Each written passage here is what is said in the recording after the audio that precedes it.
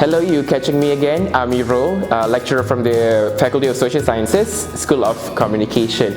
So, last week we've discussed about corporate social responsibility on its terminology, how it has been used throughout the time, the evolution of its terminology, the definition, as well as I've given one example about CSR effort from Starbucks, as well as some of the advantages that I have found, which not necessarily those are the main advantages, but that can be guidelines given to you guys who are out there who would like to know more about what is CSR. So today we are going to have some sort of continuation from the previous topic.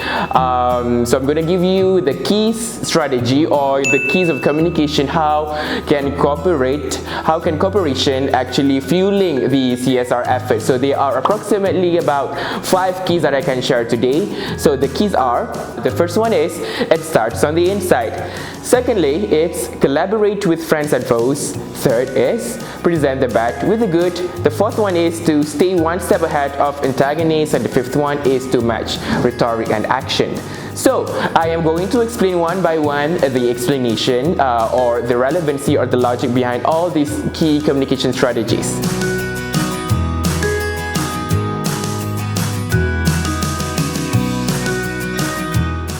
It starts on the inside. So what does it mean by it starts on the inside? So every organization, I believe, has their own goals, their own ethical values, their own mission and vision. So in order to make sure that they are fulfilling or they are delivering the right keys or the right, I would say, the right goals or the right mission and vision, to make sure that every employee is aligned with their vision and mission, is to make sure that they understand, of course, that is one. And secondly is to encourage them to participate in whatever CR effort that particular organization would like to organize or would like to plan in the future.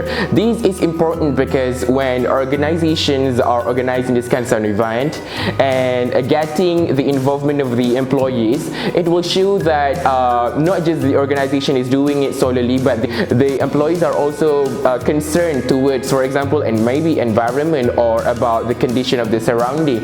Take for instance, like our organization in Quest, so we usually have corporate responsibility effort whereby we have the homeless, we have the cleaning up the beaches. Okay, so those are among of the efforts that our current organization is executing. So to ensure that everybody is working in this organization to be more participative, we need to hear their voice. We need to hear what do they have to make sure that they are in line with the goals and missions and visions. So that's why it is very important for organization to start on the inside, to get involved from the top management to middle management to very bottom management with all the talents, human resources, marketing department, engineering department, development, property, whatever, you just name it. So it is very important for them to all work together to go to aim the same objective or goal of the organization.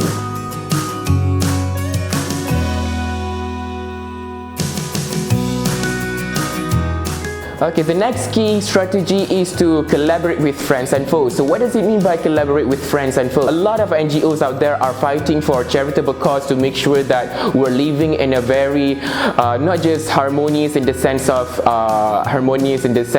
peace, but also we need to make sure that the environment, the air, the air that we're breathing in is clean. We are actually borrowing the environment from our future leaders, our future children who are going to live in the same environment. So that's why it is very important for us to look after the environment. So these key strategies to collaborate with friends and foes, for example, like if you know these NGOs are fighting for the same cause like you are fighting for, it is good that if you be able to collaborate with them so that you be able to channel or you be able to cover your charitable cause like fighting for environment, to make sure that we have clean environment, clean air together. So by working together, by having such collaboration with these NGOs or any other organization who fighting the same cause as you are, you will make your corporate social effort more successful.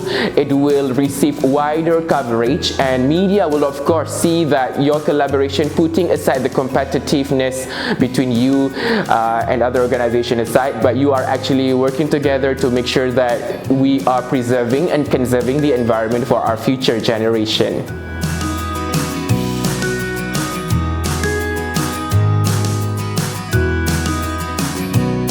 Okay, the next key communication strategy to fuel a successful corporate responsibility is to present the bad with the good. So what does it mean by this? So a lot of organizations always disregard that they like to fabricate, or they like to cover up their mistakes or issues or any crisis that happens to their organization. That is actually a very bad crisis management, as we know that corporate responsibility is another initiative that organizations should take, because these will help them not to just promote their positive image, but also in the long run will help them to boost their profit making. So it means that if there's anything happen, or for example oil spill happen, especially those high risk organizations, if whatever business that they are running, so the cause of the consequences happen to impact the environment, for example like oil spilling or air pollution, if it's actually caused by them, they need to be able to admit their fault, because we have a lot of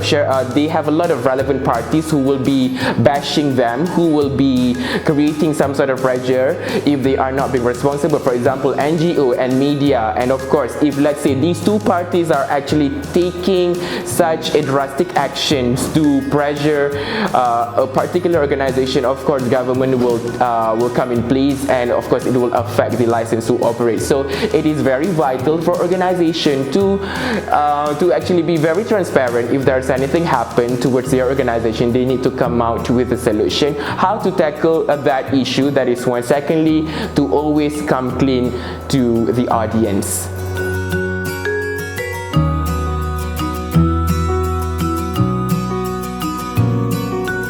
Okay, the fourth one is to stay one step ahead of the antagonist. So what does it mean by this? So in every industry, doesn't matter entertainment, high risk like pharmaceutical or oil and gas, retails, clothing, food and beverages, you just name it.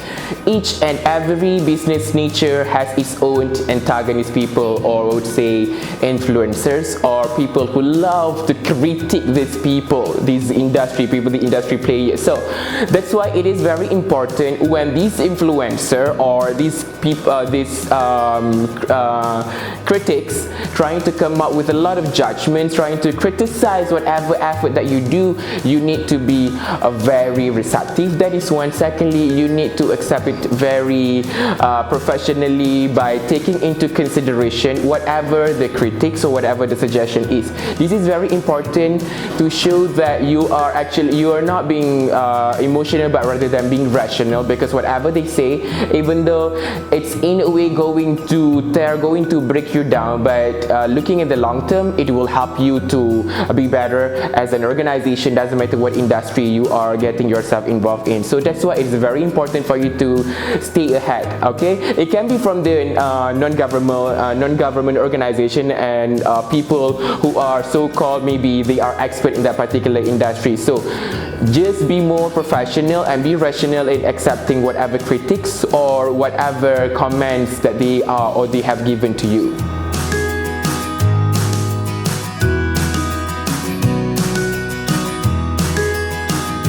Alright, and last but not least is to match rhetoric with action. So what does it mean by this? So a lot of organizations are actually being overpromised towards their constituents, and we know that these constituents or these public or these share or stakeholders are kind of impatient. So whatever organizations are trying to promise that they will be delivering, they've got to make sure that they walk their talk. If you are over-promising on certain things, that's why it is very important when you come up with a plan, it has to be smart, okay? The objectives or the planning, it has to be measurable, it has to be deliverable, it cannot be too ambitious, okay? So that's why it's very important. For example, this organization is actually a food and beverages company, yeah? So from time to time, they are producing good product, but we know, like for example, Maggi. I am not trying to criticize Maggi, but we already know that Maggi is good, in the sense of taste, but we know long-term effect, it will give some sort of effect towards your health. So one of the things that I would suggest maybe Maggi can do is, or maybe they have already done it, by they always advance their formula by reformulating their recipe or ingredients to make sure that the products that they're producing giving less negative or less health impacts towards their audience. So that is actually one of the ways to make sure that you match your rhetoric with action. So they are not just promising it, but I believe Maggi, or as an organization, Maggi has come up with a lot of solutions. So same goes to other organizations out there. Do not overpromise.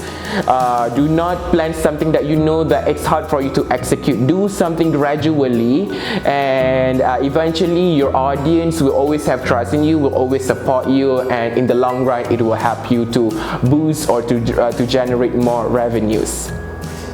Alright, so those are basically 5 of the key communication strategy to organize successful corporate responsibility. So I really hope that these keys can help those organizations, or of course to corporate communication students when they embark themselves into their career world in the future. Okay, so to know more about latest topics and corporate social responsibility, don't forget to catch me on the next episode on the BuzzHub Studio, sharing knowledge with me, Mr. Amirul from the Faculty of Social Sciences, School of Communication. Adios amigos. Signing out.